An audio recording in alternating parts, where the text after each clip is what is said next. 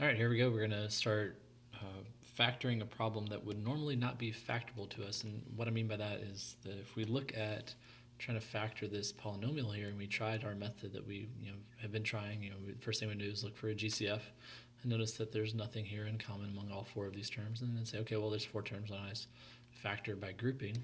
That always works for us. And so if we try that, and you guys don't need to write this part down, we just look at these two and say, okay, those have x squared in both of those, and then both of these have -4. And so that gives me x squared times 3x and -4. And then this would be -4. And that would be 7x plus 4. And so we see that these two parts of the factoring aren't the same. And we always said those have to be the same in order to progress. So it's showing that this problem is actually not factorable using this method. So we need a new way of attacking this, and so that's what today is all about, is how do we factor problems normally that would be unfactorable to us, or solve problems that would normally be unsolvable to us because they're not factorable in ways that we know how. So the idea using that factor theorem is that if we know this is a factor, they are telling us that this is a factor. Okay, so it's not something we're guessing or anything like that. We're being told it's a given that this is a factor. X plus 2 is a factor of this. Basically, what we're going to be able to do is pull that factor out of the problem and basically shrink the problem down to a form that is factorable by taking out one of the factors. So remember what we have to do here is we look at this. It says x plus 2, but that means our k value is -2, that value that we're going to plug into the synthetic division or synthetic substitution is -2. And then I'm just going to look for gaps, no gaps. So 3, -4, -28, -16. So run through the synthetic division or substitution really quick. So bring down the 3, multiply, add, multiply, add, multiply. And so we get 0, which is actually really important that we get 0 at this point. What that would tell us is if we didn't get 0 is that we did something wrong. We're being told that this is a factor. Remember what it means for something to be a factor is that when we divide it out, there is no remainder. So our value, when we plug that number in, has to be 0. So right here you have a check.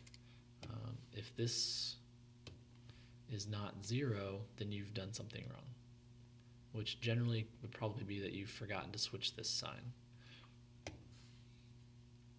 So for these problems that we're doing right now, this has to be 0 when we do this step. Again, if you didn't get 0, then you made a mistake. Now, if it's just a general random division problem, it doesn't have to be 0. We saw that earlier. We got 10. That was fine. There's nothing wrong with that. We didn't do anything wrong. But here we're being told that this is a factor. So if we pull out a factor, our value has to be 0. So that's our remainder. That's our constant. This is our x. This is our x squared. Right? We take a cube and we take out an x, we get an x squared. So we have a new function, a smaller function than we started with, 3x squared minus 10x minus 8. And the remainder is 0, so I don't need to write that down. So what we've got here is a smaller problem now, which we can try to factor again using a different method, because factoring by grouping didn't work. So of course this has 3 terms, so we want to do AC method. So we're going to have to do full AC method since this is not 1. So A times C is -24. And I need factors of -24 that add up to be -10. And of course you want to think about that. So that'd be 1 and 24, 2 and 12, 3 and 8, 4 and 6. So we got to be careful here because we can see a couple things that, why did I write 10 there? We can see a couple things that might give us 10. 2 and 12 has a way of getting us 10, and 4 and 6 also have a way of getting us 10. But we need -24, so that means only one of these things can be negative. And if we made either 4 or 6 negative, we couldn't get 10 out of that.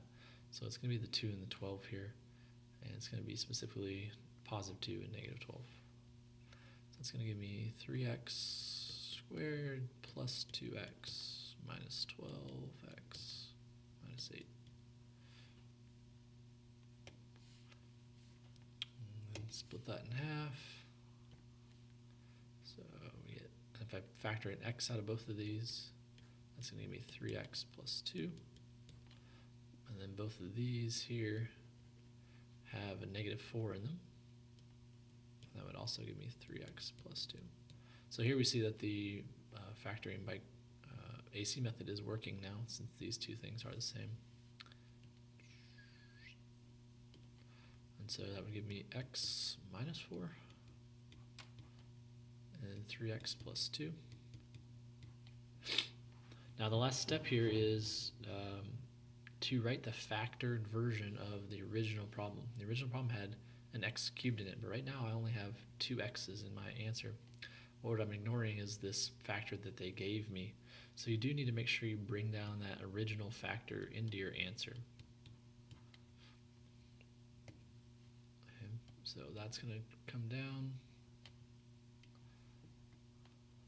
And then there's our answer, the whole thing. So all 3 of these things multiplied back together would get us back to where we started. So we were able to factor that problem, which previously was unfactorable, by basically taking a factor that we were given out of it, shrinking the problem down. We went from a cube to a square, and then trying a new way of factoring it once we had the problem smaller.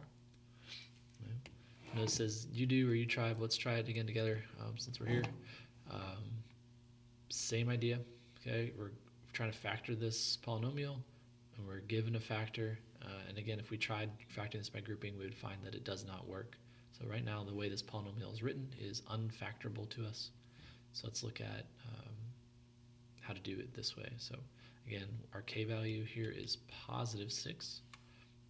As I look at this, there are no gaps in my polynomial, so I don't need to worry about any zeros. So I have positive 6, 1, negative 10, 19, 30.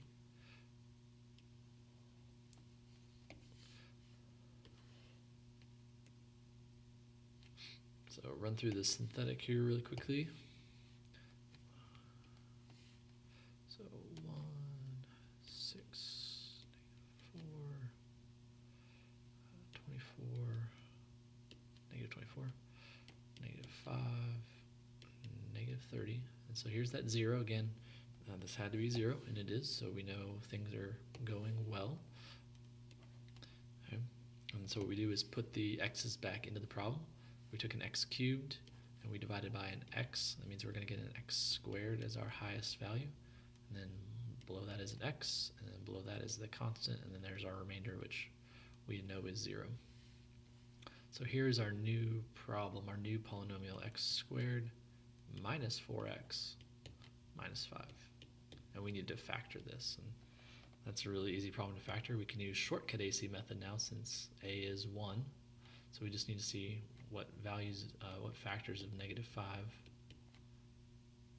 will add to be negative 4. Of course, that's easy. That's to be 1 and negative 5. And since this is shortcut, I can go x plus 1 and x minus 5. And then I bring down that original factor, x minus 6. Kind of see that our answer makes sense, that all of this multiplied back together would get us back to where we started. We have 3 x's to start here at the beginning, 1, 2, 3 x's. And you look at the end, 1 times 5 times 6 is 30. So there's the 30 there. So we can see that the front and the end of our problem match. So at least we know that our answer isn't a bunch of junk. Okay? So there's the factored form of that function. That's the end of these examples.